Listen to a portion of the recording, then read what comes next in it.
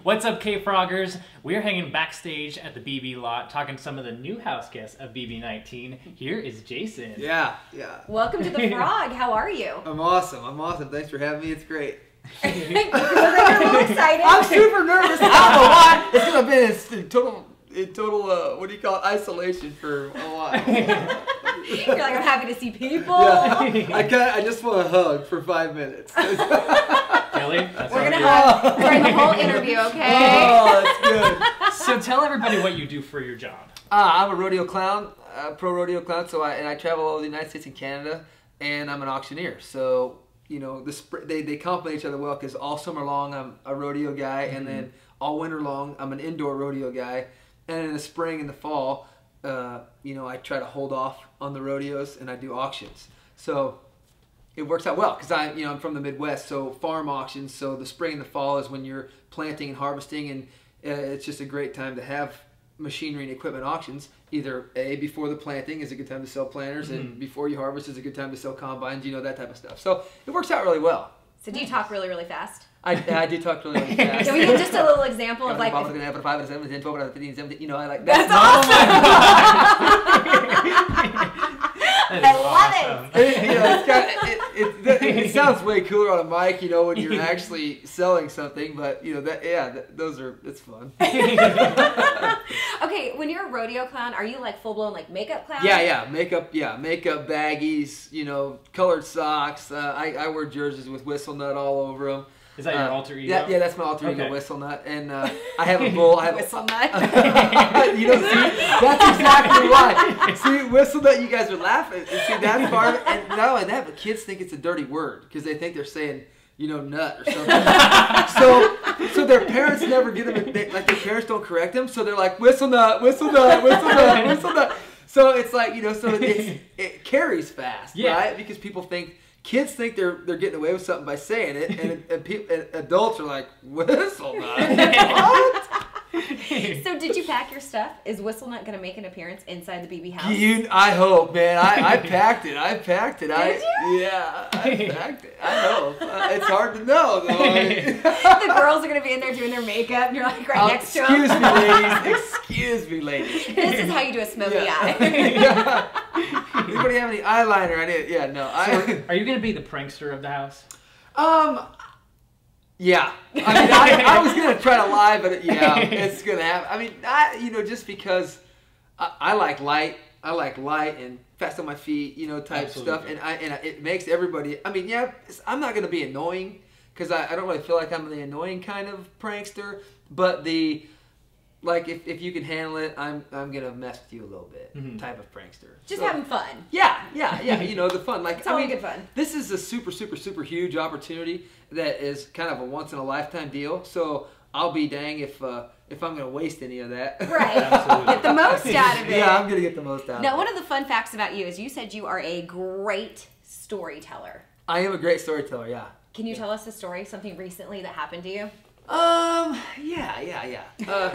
Storytime with Jason. Storytime with Jason. I mean, seriously, there's so many, from every aspect of my life, I seriously do stuff for the stories, so it's hard to pick one, but just kind of a unique one that's kind of funny is I was riding Ole in a parade in Missouri, in southern Missouri, and we were going over a bridge. And while we were going over the bridge, there was a bunch of people canoeing underneath it, right? And one of them, I kind of walked over the edge on Ole because I ride him. He's a bull. He's 2,000 pounds, and he's awesome. Yeah. And so I ride him like a horse. So everybody, it's like a stone cold stunner when you come riding around in a bull. I mean, people are like, wow, is that really happening? And he's not a steer. He's an intact bull, which makes it way, and he's huge. So they were going under, and I was like, yelling, come to the rodeo. And one of them yelled, go to the ice cream parlor, which you don't understand. I just thought that was random, right? But then as I continued through the parade and I'm chucking candy on Ole, I saw the ice cream parlor. So I was like, all right. So that's exactly what I did. I was like, I'm going to the ice cream parlor. So we went up on the sidewalk and we went right into the ice cream parlor.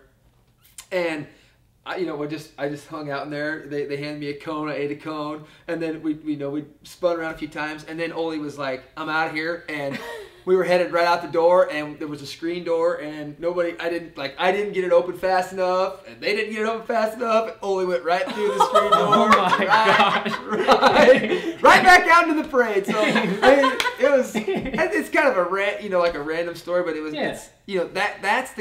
that's a good indication of kind of what Whistlenut and Oli as a rodeo clown. That stuff happens, just random stuff like that all the time. It's awesome. Now, is your storytelling ability going to help you out? Are you going to make up some stories inside the house? Are you going to lie? I mean, I'm gonna have to lie. I'm not gonna lie about any of my stories because they're way too cool. You know what I mean? I'm gonna tell some cool stories. Now, am I gonna lie about some other stuff? Yeah, I'm gonna lie. I'm gonna lie my pants off because because that $500,000 is mine. I mean, and I'm gonna get it. And I'm like, it's not good to lie in my profession as an auctioneer for sure, and as a rodeo clown, it's definitely frowned upon. But I'm not in my professions right now. Mm-hmm. I'm in the Big Brother house. And in the Big Brother house, it's not frowned upon. Expect the unexpected, right? Yeah. So, you know it. Yeah. So there's definitely going to be some lying going on and some under-the-table contract type associations. You know what I mean? Like, I don't know. It's going to be awesome. So every year there's a twist, and it's expect the unexpected, like you just said. What if this year it's you got to bring your pet and Oli came? Would you guys just dominate? It'd be over for everyone. it would literally be over for everyone. I'm like this. That would be I mean, I don't know if the backyard's big enough, but I was begging to bring Oli. I'm like, that bull. I've had him in like countless gymnasiums and elevators and buildings. He'll behave. Don't you worry. I'm like, I got this. If the twist is bringing your pet. I pity the rest of the house. Your dog ain't got nothing on my bull. Yeah, because all their pets are going to be huddled up underneath my pet. So in your bio, the question is, do you have a strategy for winning the game? And your answer is one word, and it is yes. What is that strategy? It's funny you should ask. Because I feel like my strategy is going to change a bunch because I don't know a lot about the game, I didn't ever follow it.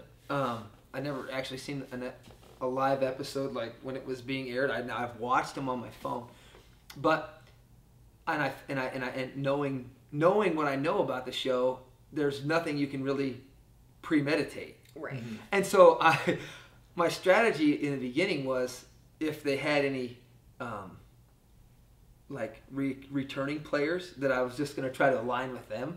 Because you give knowledge. Yeah, and that's what I was thinking. But then I was like, if there's not any, then then all of a sudden I'd be panicking if I was going to stick to that, right? Like if I had that in my head, then if there was no, and then I'd be like, oh, now what am I going to do? So I'm going to have to figure it out on my own. Or then I'm like, I'm going to vote out. I don't even know what to expect. So the unexpected. Yeah, the unexpected. So I think my strategy sucks right now. I feel like I'm in trouble, but I adapt well. So okay, well, give us some of your strengths going into the house. What do you know you're just going to be killer at? I'm super competitive. Okay. I'm super athletic. Okay. I'm quick on my feet for thinking. So. And I take criticism super well. So, I mean, people, they don't get under my skin.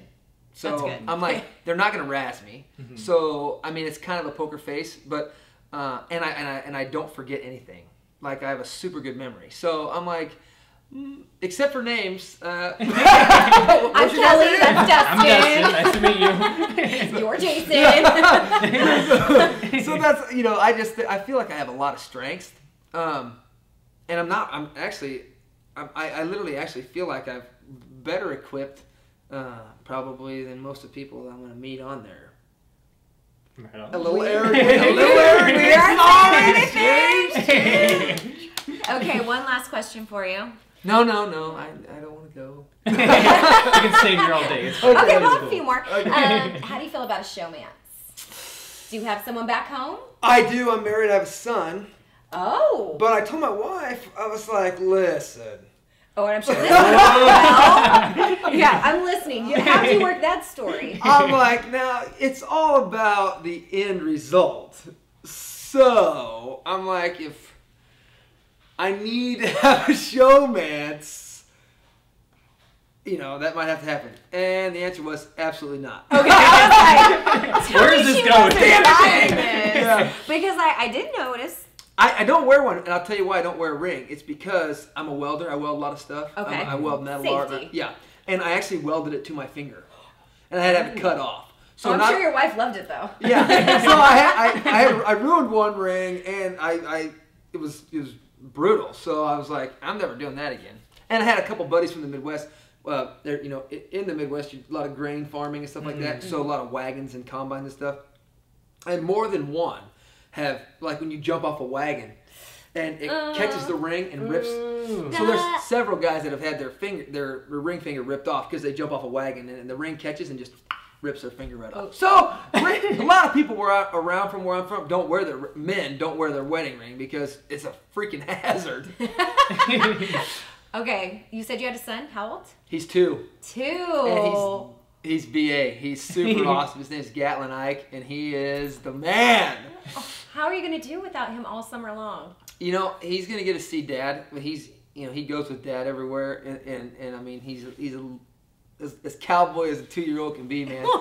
He loves Ole. He's always like, feed the bulls, Dad, feed the bulls. You know, do the chores, feed the bulls, Dad.